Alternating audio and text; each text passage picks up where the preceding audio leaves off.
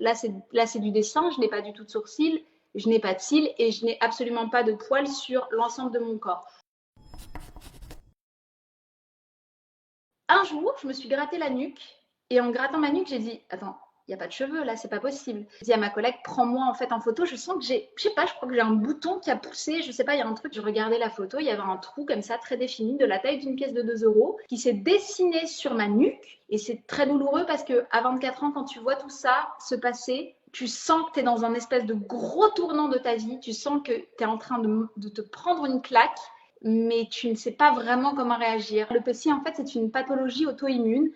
C'est une pathologie où, en fait, mon corps s'est agressé lui-même et ça s'est manifesté par la perte capillaire, par la perte des cheveux, mais également par la perte de la pilosité, c'est-à-dire, là c'est du dessin, je n'ai pas du tout de sourcils, je n'ai pas de cils et je n'ai absolument pas de poils sur l'ensemble de mon corps. C'est lourd de sens quand ça touche le visage et les cheveux parce que ça vient titiller, appuyer sur quelque chose de très féminin. Dans mon stade, c'est l'alopécie, la forme la plus sévère, c'est-à-dire que c'est universel. Mais il existe d'autres versions en fait de cette pathologie où ce sont des alopécies ou pelades, c'est exactement le même terme. J'ai fait 1 millier de choses, j'ai été surdosée de cortisone, mais au fond de moi, je sentais que j'étais dans une vague descendante. Je me suis laissée faire et en fait, quand j'ai eu pratiquement plus de cheveux sur la tête, c'est là où bizarrement ça m'a un peu apaisée en me disant ok je suis après, c'est fini. Parce que ça a pris 6 mois, c'est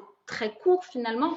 Il m'a fallu sincèrement bien 5 ans avant d'entrevoir que peut-être ça peut être effectivement joli. La beauté, elle n'est pas forcément dans des critères très définis de t'as des beaux cheveux, t'as des beaux cils, t'as un visage harmonieux, donc tu es belle. Ce que j'essaie vraiment de dire, c'est qu'en fait, la beauté, elle peut se trouver partout, que les normes de beauté et que les standards de beauté doivent impérativement évoluer et qu'on ne peut plus, en 2021, dire quand il te manque un attribut, tu fais pas partie de la case beauté. Je considère qu'en fait, à partir du moment où on est en vie, on est riche. À partir du moment où on a 2 jambes sur lesquelles on peut marcher, on est extrêmement riche. Quand on a un poumon qui fonctionne, là, c'est l'euphorie générale. Et en fait, je me suis toujours dit la chose suivante, j'ai pas envie d'arriver à mes 70 ans en me disant merde, j'ai pas vécu.